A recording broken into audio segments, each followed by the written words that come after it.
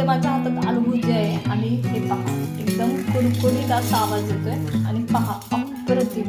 त्यामुळे नक्की ट्राय करा. आवडले असेल तर लाईक करा, शेअर करा आणि सबस्क्राईब करा.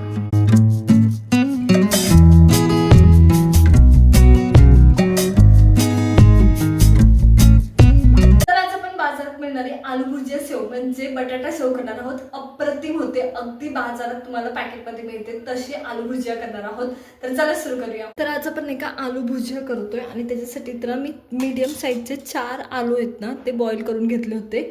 आणि करताना बॉईल ना पाणी जेव्हा तुम्ही आलू बॉईल करचाल ना म्हणजे बटाटा जेव्हा बॉईल करचाल ना शिजवून घेचाल तेव्हा त्यांनी खूप जास्त पाणी नाही पिलं पाहिजे हे लक्षात ठेवायचं.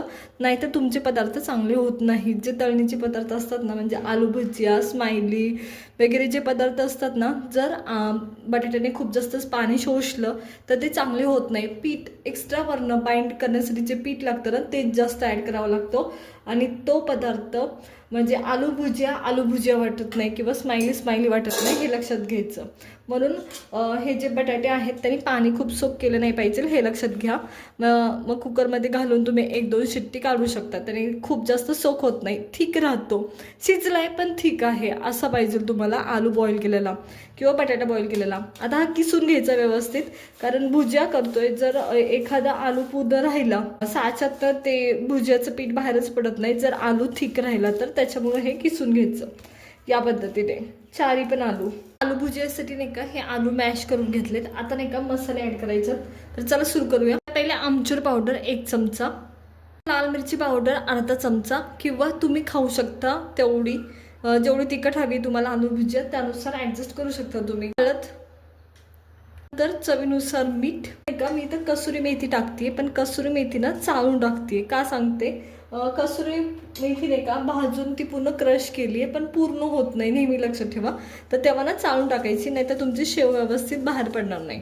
आणि हीच तुम्हाला परत एकदा ह्याच्यात चाळून टाकता येते. जर खूप मोठे काड्या वगैरे असं वरती शिल्लक राहिले तर ह्याच परत क्रश करून तुम्ही चाळून घेऊ शकता या पद्धतीने. हे सगळे मसाले तुम्ही आधी मिक्स करून घेऊ शकता. मी नंतरून करणार आहे कसुरी मेथी ॲड केल्यानंतर. आता आपल्याला नाही का गरजेनुसार ना याच्यात बेसन पीठ टाकलं लागणार आहे. तुमच्या बटाट्यामध्ये किती ओला हवा आहे त्यानुसार बेसन पीठ लागतं हे लक्षात ठेवा. तर माझ्याकडे इथं मी 2 कप म्हणजे 250 ग्रॅम बेसन पीठ घेतलं आहे. आता मी थोडंसं आधी ॲड करते आणि मळून घेणार आहे आणि त्यानुसार ॲड करत जाणार आहे. सुरुवातीला मी 1 कप म्हणजे 100 ग्रॅम आधी ॲड करते आणि मळत जाऊन लागल तसं ॲड करत जाणार आहे. आधी मी फक्त 100 ग्रॅम ॲड केलं आहे. हे आता सध्या तुम्हाला दिसतंय ते 100 ग्रॅम आहे फक्त, जास्त नाही. तर हे नाही का आता मी याच्यात व्यवस्थित मिक्स करून घेणार आहे. आणि डो नाही का तुम्हाला ह्याच्यासारखं मळायचं आहे. जसं तुम्ही धपाट्याला वगैरे मळता ना तसं मळायचं आहे जेणेकरून शेव निघाली पाहिजे. खूप थिक पण नाही मळायचं. आणि हे पूर्ण असं मळून घ्यायचं आहे. पाणी टाकायची गरज नाही हे लक्षात घ्या. बिना पाण्याचा व्यवस्थित मळून घ्यायचं आहे. मी डो बराचसा मळून घेतलाय आणि आणखी सुद्धा बेसन पीठची गरज वाटते त्याच्यामुळं ॲड करते. असंच तुम्हाला ॲड करत जायचं आहे, मळत जायचं आहे, ॲड करत जायचं आहे, मळत जायचं आहे, ॲड करत जायचं आहे गरजेनुसार. आणि मी जसं सांगितलं की धपाट्यासारखा डो आपल्याला पाहिजे. खूप जास्त पातळ पण नको आहे, खूप जास्त थिक पण नको आहे. इथं ना हे पीठ मळून तयार आहे. आता मी भरून घेते. आता मी हे खूप थिक केलं आहे. माझी चकती खूप लहान आहे त्याच्यामुळं. पण तुम्ही नाही का थोडंसं मोठंसुद्धा म्हणजे पातळसुद्धा ठेवू शकता. थोडंसं, खूप जास्त पण नाही ठेवायचं. तर मी हे पीठ ना आता भरून घेते. माझ्याकडे इथे साचा आहे त्याच्यामध्ये.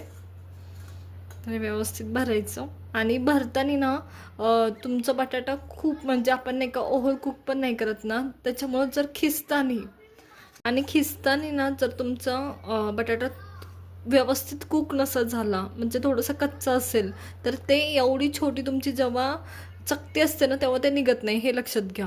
तर चला हे आता मी भरते आणि आपण मग शेव करून घेऊया. शेव करण्यासाठी मी तर तेल घेतले आणि थोडंसं पीठ टाकून बघितले पण व्यवस्थित गरम झालंय का तर झालंय. तर आता हे मी साईडला काढून घेते आणि आपण शेव करायला सुरुवात करतोय. तर मी ही भुजिया सोडतीये या पद्धतीने.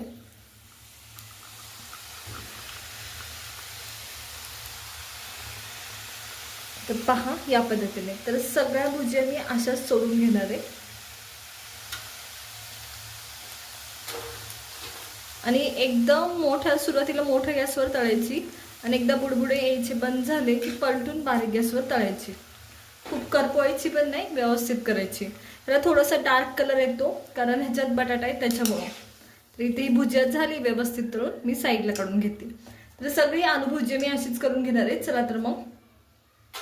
तर इथे या कुरकुरीत अशा आलू भुजिया तयार आहे. बरं याच्यात ना बटाटा असतो त्याच्यामुळे थोडासा डार्क कलर दिसतो, पिवळट कलर दिसत नाही. मी तुम्हाला एक फोडून सुद्धा दाखवणार आहे किती कुरकुरीत झालेत ते. इथं माझ्या हातात आलू भुजिया आहे आणि हे पहा एकदम कुरकुरीत असा आवाज येतोय आणि पहा अप्रतिम. त्यामुळे नक्की ट्राय करा. आवडले असेल तर लाईक करा, शेअर करा आणि सबस्क्राईब करा.